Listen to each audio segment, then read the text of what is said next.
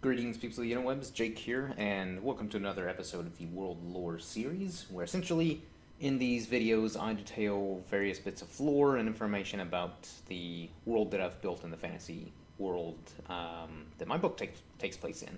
And if for whatever reason you haven't been keeping up with the channel, basically over the last several months I've been working on a book.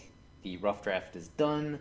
It is currently being edited, so hopefully once it's gone through its first edit, I'll send it on off to various publishers and hopefully, get some responses back.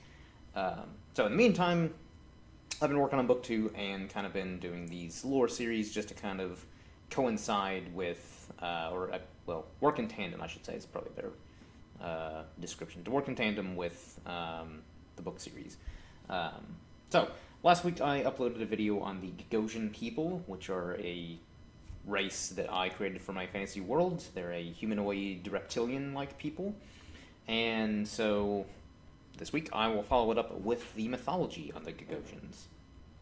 So, without further ado, let's jump into this. In Gagosian mythology, it states that the reptilian race were created by a dragon named Aiv, or Iavava, in Gagosian, who is said to be the mother of all dragons and Gagosians. In the early days, when the world was still very primordial and the earth shrouded in darkness, it is Aiv who lit the world and brought light into the world with her breath of fire. After Aiv lit the world up, she realized that it was swarming with demons who thrived in the darkness and corrupting the primordial earth, so she flew over the earth, scorching everything in sight, in order to rid the world of demons and purify the land. Aiv made several passes over the earth before she became exhausted and had to return to the sun, which was her home, in order to regain her strength before finishing off the last of the demons that still roamed the earth. While Aiv regained her strength in the core of the sun, she gave birth to a first wave of children who would make up the rest of the Gagosian pantheon. The firstborn would be Kasatl, who would become the Gagosian war god and most powerful of Aiv's children. Kasatl is described as a brightly colored winged dragon whose fire was so immense it could burn entire mountain ranges or dry up seas due to the tremendous heat emitted from his flame.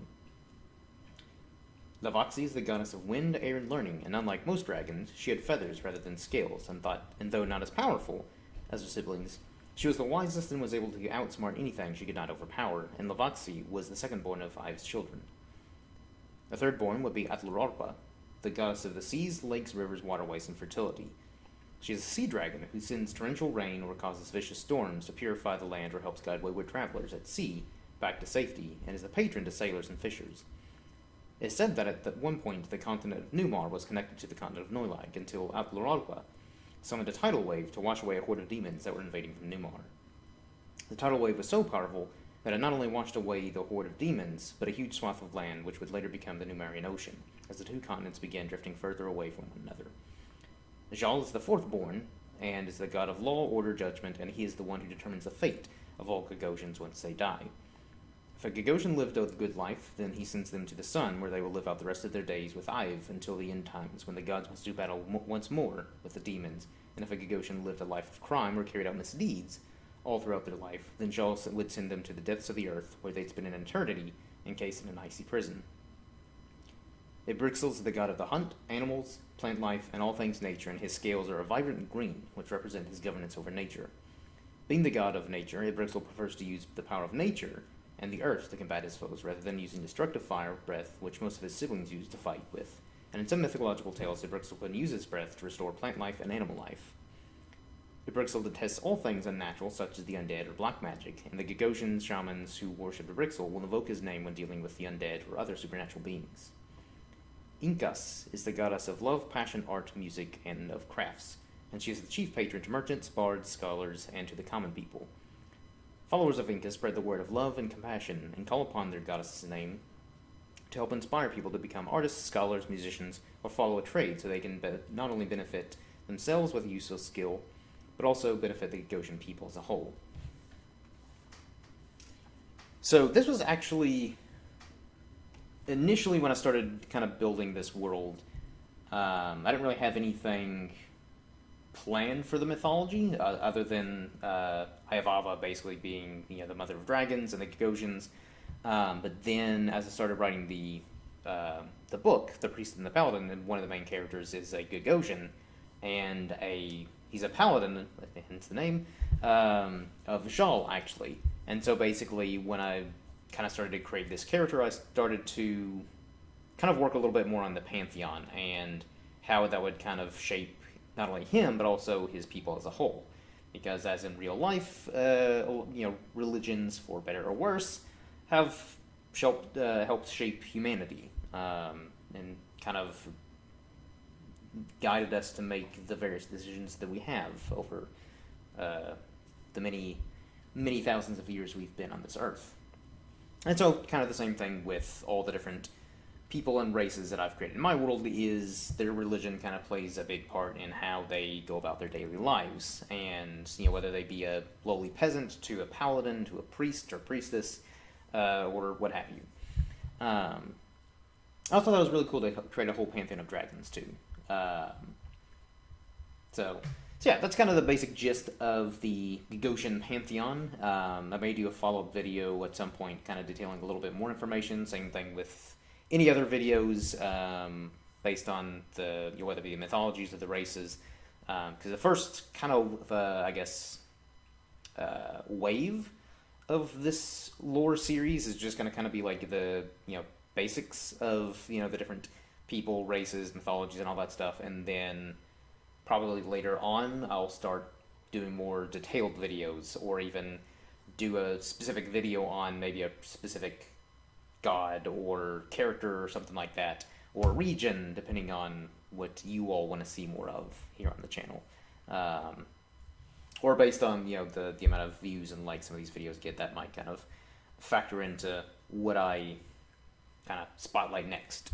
But speaking of, so I've finished 2 World Lore series. The first one being the Dwarves, followed up by their pantheon of gods. Last week, of course, was the Gagosian people, and this, of course, is the pantheon of the Gagosians. So the next episode will probably be another one on some of the different races. So if you all have any suggestions, if you want to hear more about like the elves, halflings, gnomes, some of the different human cultures, or just general inquiries, feel free to leave those in the comments section, and more than likely that's what I'll do as my next video. And, I'm going to try to keep this weekly to bi-weekly upload basis going. So yeah, that wraps up this video, and kind of like what I said at the beginning of this video, so right now the rough draft of book 1 is being edited, and so probably, the next several days, I'm kind of be flip-flopping between working on book 2 while also kind of making changes to the first book.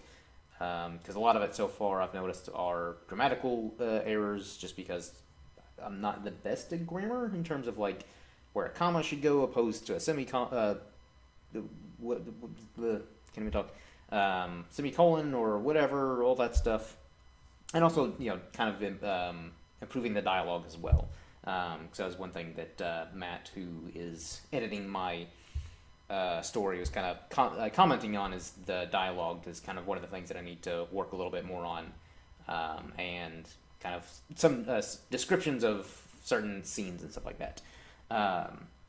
So hopefully that won't take too long for the whole editing process. So again, so far it's been fairly minor, which makes me feel a lot better and a lot more confident in my writing abilities. But so far he's only edited like the first 20 pages. So 20 out of 300, still a long way to go, and I'm sure it'll be riddled with far more mistakes, from grammar to other things that need to be tweaked and worked on, but that's totally fine. I expected that. But, so yeah, probably as I, kind of continue editing and all that stuff and look a bit more into publishers, and just general updates and, how everything's going, I'll probably either do more update videos or just kind of tag those in at the end of videos, just so that way I'm kind of putting out content, lore videos, and then also kind of keeping you all updated on the writing, the publishing, editing process, all that jazz. So that wraps up this video. Do the usual stuff, the liking, commenting, subscribing, all that jazz. You can also find me on Twitter at IrishmanJake. I'm not very active, but tweet at me and I'll become more active on there. So until next time, everyone, cheers.